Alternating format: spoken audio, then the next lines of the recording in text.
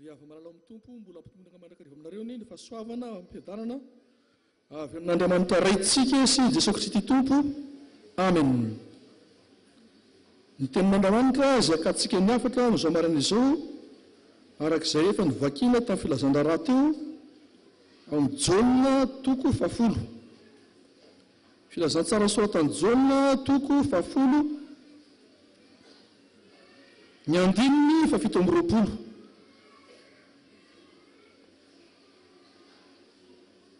Araky ny fantatsika moa dia mbola miaina ilay teny faneva amin'ity volana septambra teny FJKM manantena fiarovana ny mino. Vakiko Jaona toko 10:720 anaran'i Jesosy. Ny ondriko miaino ny feoko ary izaho mahalala azy ary izy manaraka ahy. Amen. Ity tenin'Andriamanitra ity havana dia fanambarana lehibe sy miezinezina nataon'i Jesosy ao amin'ity Jaona toko 10 ity.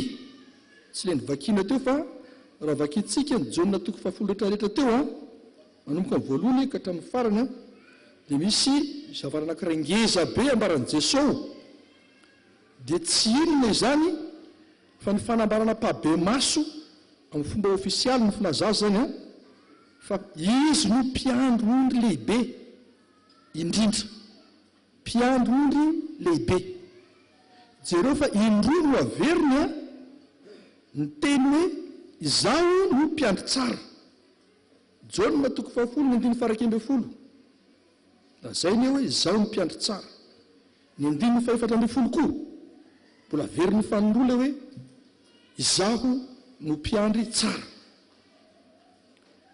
Ary le 4:4 aza raha vakily hatramin'ny farany izy io izaho no mpiandry tsara ary fantatro ny ahy sady fantany aho. Dia mifamatotra tanteraka amin'le 7:20 izay ho voaboasantsika amin'ity maraina ity. Misy olana lehibe ry havana eo amin'ny tsy finoana eto satria matoa Jesosy mamerimberina io teny io teo anatreny Jiosy.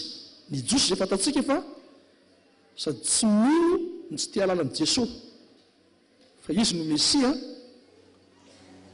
dia te halanenina amin'reto Jiosy reto i Jesosy Kristy ry havana. Toa te hiteny zany Jesosy eto manao hoe mielo ka mafantara amin'izay ianareo Jiosy. Na hoe koa hoe midira ao ambalako amin'izay ianareo Jiosy. Sy ny hoe tandremo tsara ny fiainanareo Jiosy ary ny hoe mino fa azaisan'izay tsy mino. Taka nataon'i Jesosy tamin'ny Tomasy hoe azaisan'izay tsy mino fa mino. Ary rehetra endany rehetra Jiosy ry havana, rehetra Jiosy reto dia te ametraka fanontaniana amin'i Jesosy indray manao hoe inona no ataonay mba tantaranay ireo baiko nomenao ireo. Dia baiko teo ambony teo zany te ametraka fanontaniana amin'i Jiosy hoe inona no ataonay hatantaranay ireo baiko ireo. Dia io no valiteniny Jesosy amin'ny 7:20 manao hoe raha tia tanteraka ireo anao ianareo Jiosy mila miaino ahy ianareo. Zay ny fipetra voalohany. Faharoa, mila fantatro ny momba anareo. Fahatelo farany, mila manaraka ahy ianareo.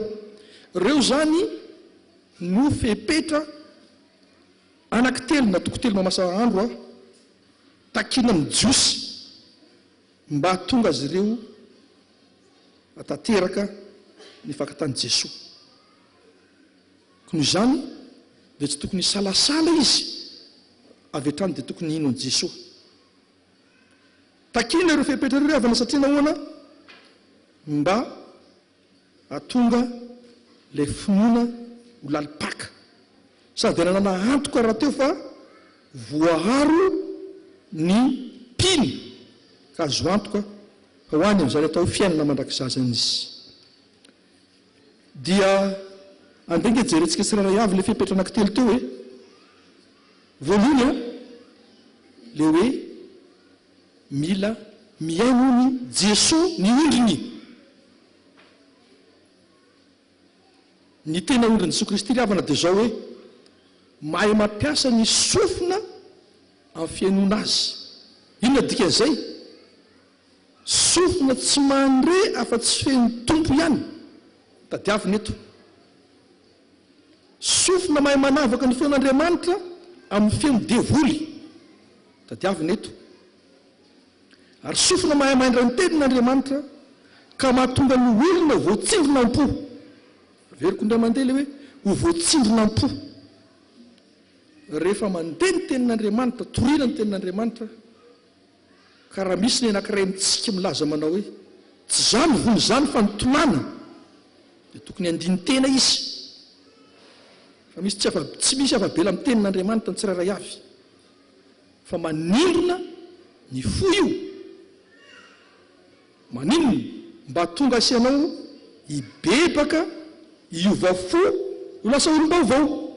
Tenin'Andriamanitra dia miteny raha misy olona amin'ny Kristy dia olom-baovao izy, efa lasa ny zavatra taloha, indreo efa tonga vaovao ireo. Romanina 12:12 dia manamafy hoe ary aza manaraka fanazao tontolo zao a, miova ny fanavozana ny saina, amatarana ny sitrapon'Andriamanitra dia izay tsara sy dakasitrana ny marina. Ny tenin'Andriamanitra zany ry havana dia manova ny olona hatrany amin'ny selula, le sela farany madinika indrindra any anatiny any. Eny fa ny protéine, ny acide nucléique rehetrarehetra izay mamorona selula aza dia azon'Andriamanitra ovana izany, ka ny ratsy ovana ho tsara. Ary vitan'Andriamanitra izany raha mino anao. Jereo nge asan'ny apôstôly 7:4. Asan'ny apôstôly 7:4.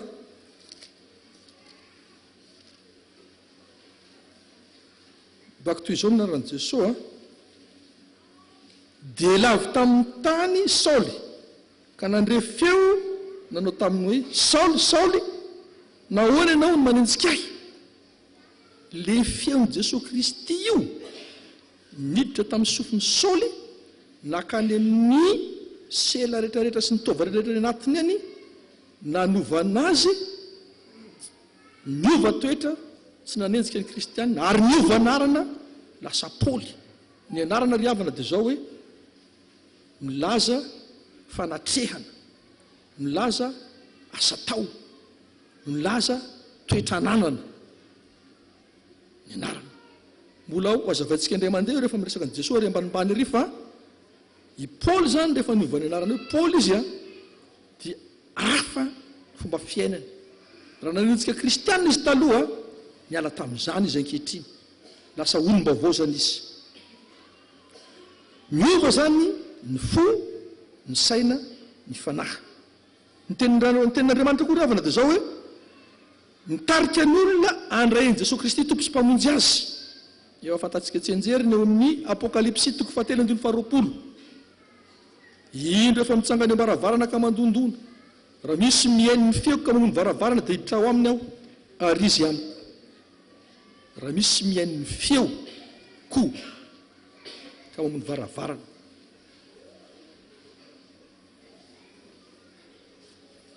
Fampianarana izany tenin'Andriamanitra zany dia zao hoe misy fampianarana tenin'Andriamanitra isan-karazany eto amin'ny fijika mambo-po. Misy any amin'ny faritra any, misy hatrany amin'ny Mamre.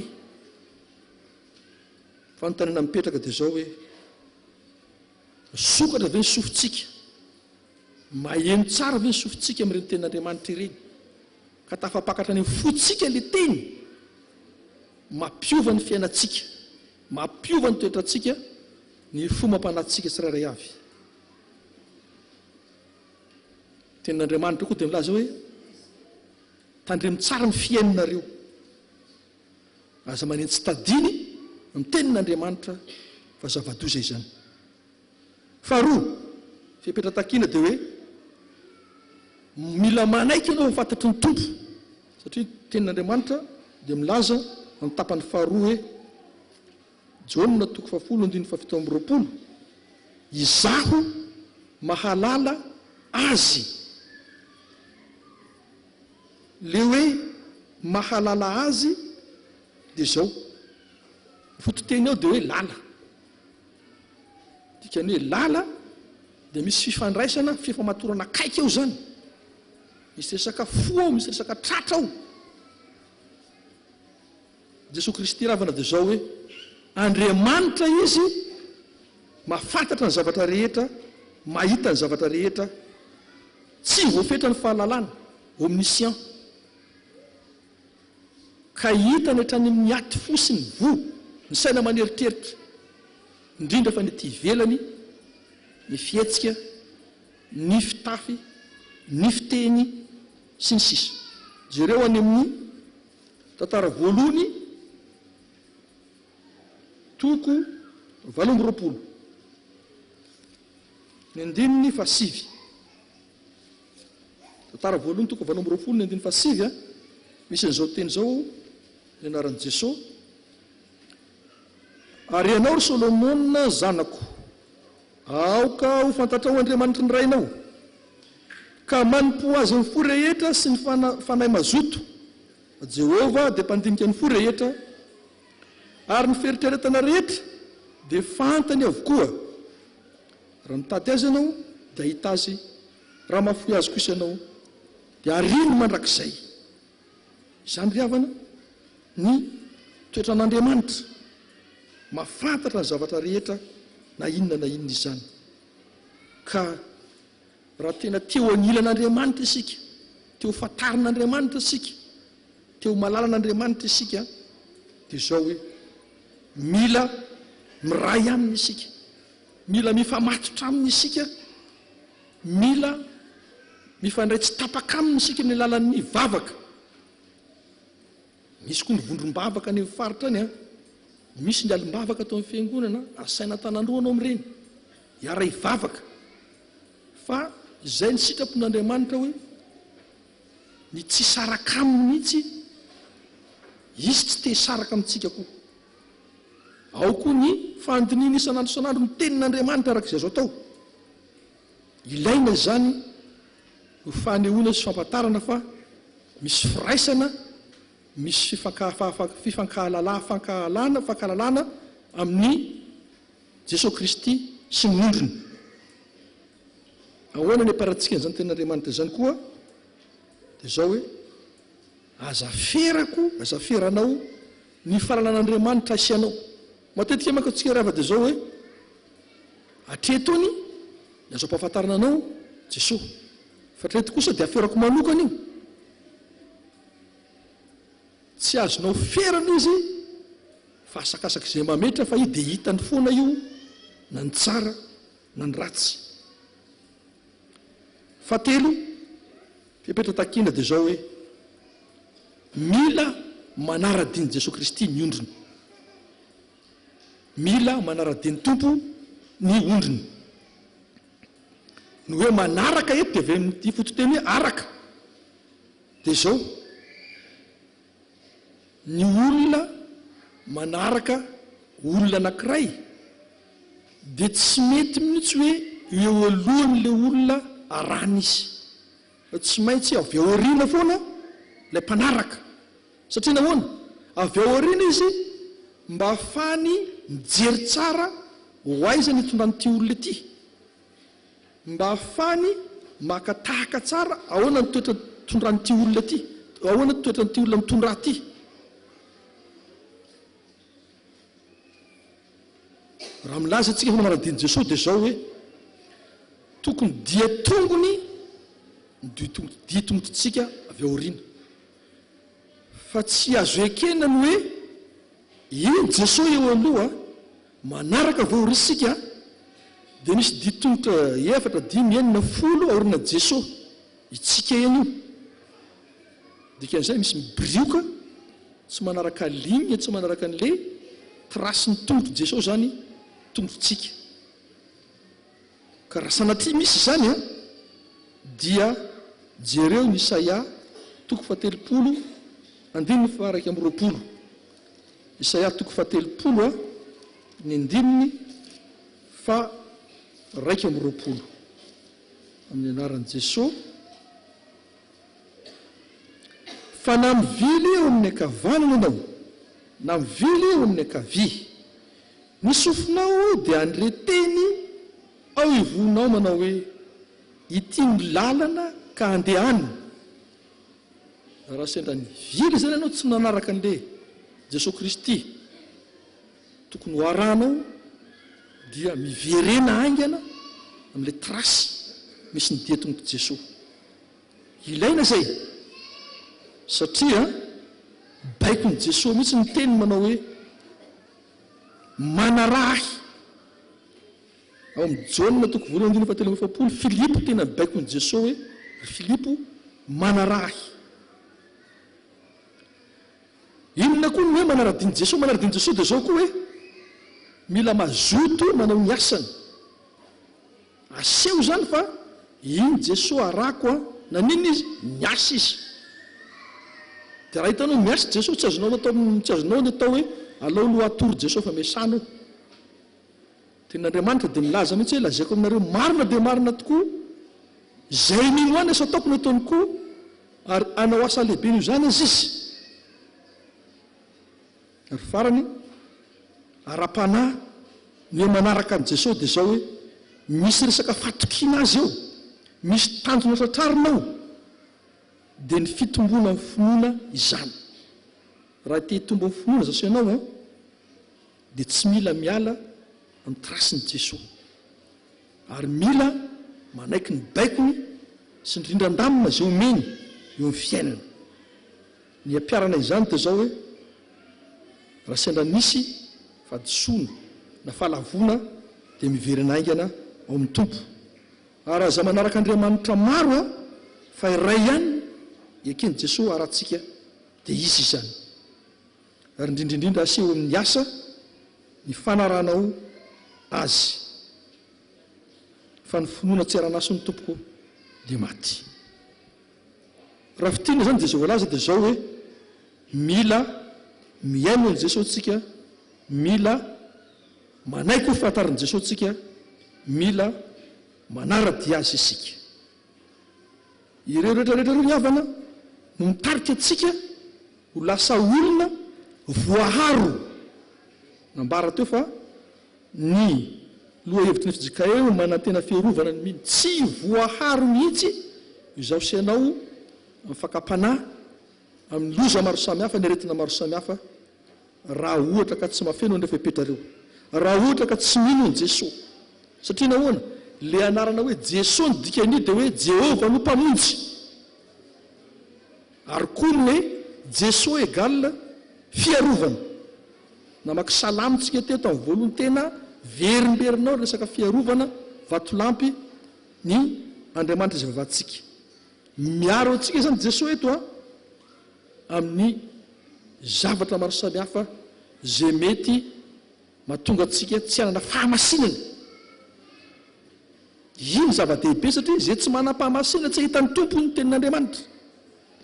Noho izany rehefa manana fiarovana azo antoka ny tompo zasy ianao dia manana fahamasinana, dia azo antoka fa manana ny fiainana mandrakizay.